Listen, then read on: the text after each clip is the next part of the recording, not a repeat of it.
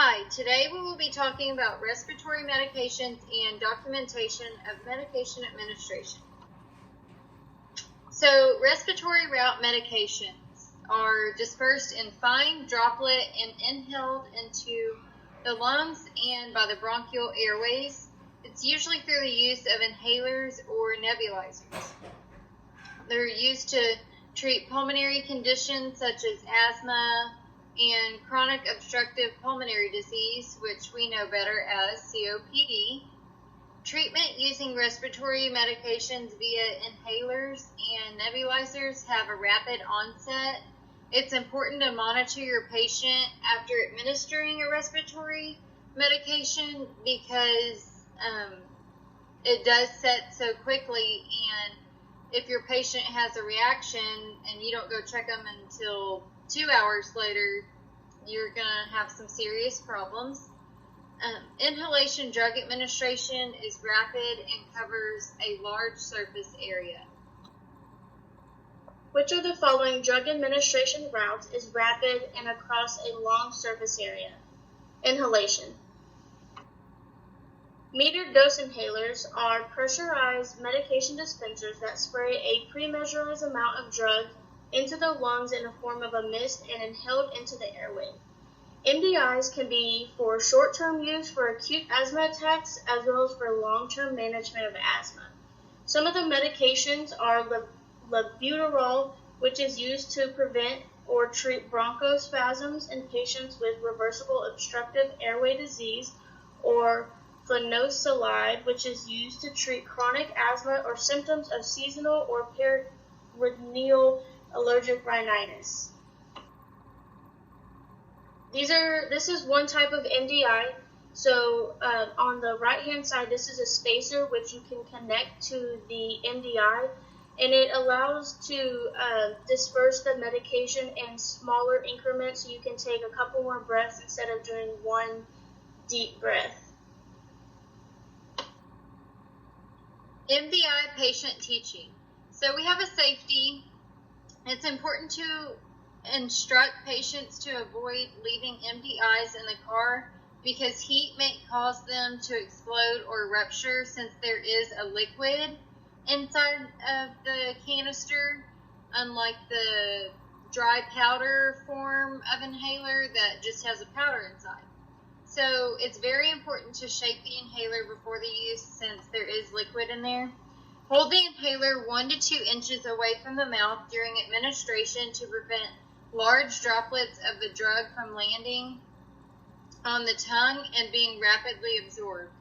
Instruct patient to inhale deeply as he depresses the canister, then hold their breath for at least 10 seconds. If they can hold it for longer, that's better. It just gives the medication time to do what it needs to do. And if they're ordered 2 puffs of medication, instruct the patient to wait 1 minute before administering the second puff. Please encourage the patient not to eat, drink, or brush teeth immediately after using the MDI, because this can affect the absorption of the medication. Dry powder inhaler. It does not contain a pressurized canister like the MDI, and it does not spray out the medication. Rather, it relies on the force of the patient's own inhalation to draw that dose of medication of dry powder out of the device. DPIs provide longer acting effects. Patients with severe asthma may not be able to produce enough airflow to successfully use these inhalers, since they probably have a weaker ability to exhale and inhale. Medications include salmeterol, which is used to prevent exercise-induced bronchospasms. It helps with COPD, emphysema, or chronic bronchitis. Tiotropium is used to treat long-term maintenance of asthma and reduce COPD exacerbations.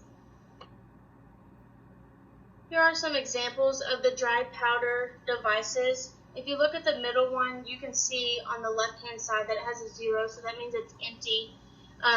The brown part on the bottom just rotates upward and downward so that the opening of the device is there for the patient, and then you just press down on the little thumb, and then you tell the patient to take a deep breath in whenever it's open. Patient teaching for DPI, we have a couple safeties. You want to ensure that the patient does not exhale directly into the DPI because the exhalation will disperse the powder. You want to make sure not to shake the DPI because it is a powder form. And if the patient exhales into the DPI, the dose of the powder will be dispersed so that it will be not available to be inhaled and you just wasted it. You want to make sure that the patient's in an upright position so the lungs can be fully expanded when taking a deep breath. You want to place the DPI in the patient's mouth and instruct them to inhale deeply and forcefully.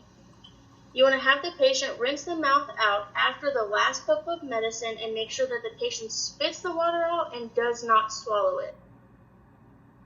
For documentation, medication administration may be documented in one of two ways, on paper or electronically. Many hospitals are moving to electronic version of medication administration records, or a MAR, because these systems help prevent medication errors due to built-in safeguards.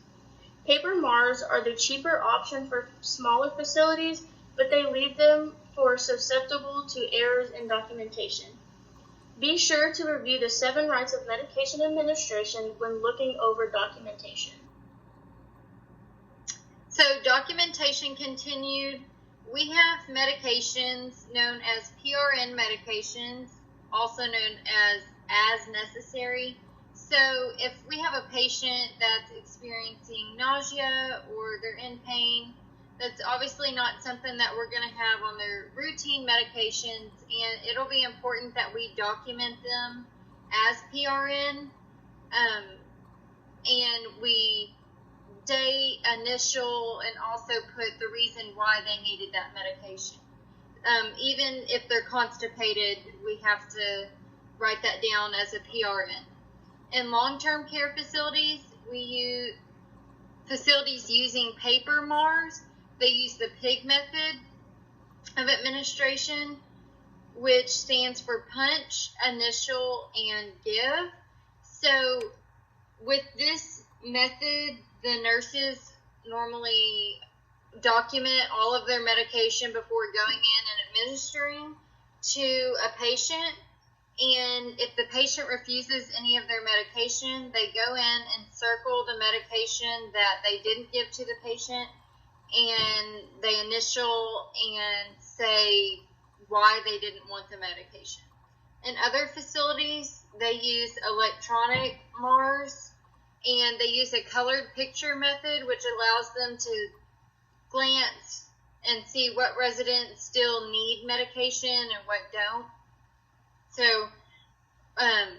in the book, it refers to a method where you have a colored picture, and when the patient is done with their medications for the day, the picture goes into black and white.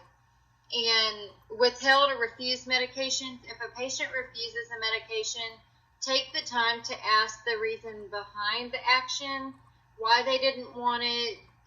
Some patients don't like the way that their medication makes them feel, and if you don't ask them that, they're probably not going to tell you. So it's important that we notify the prescriber and document in the nurse's notes the date, time, and reason for withholding the drug.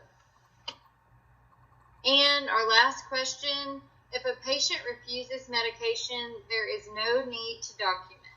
That's false. We always document when a patient refuses the medication.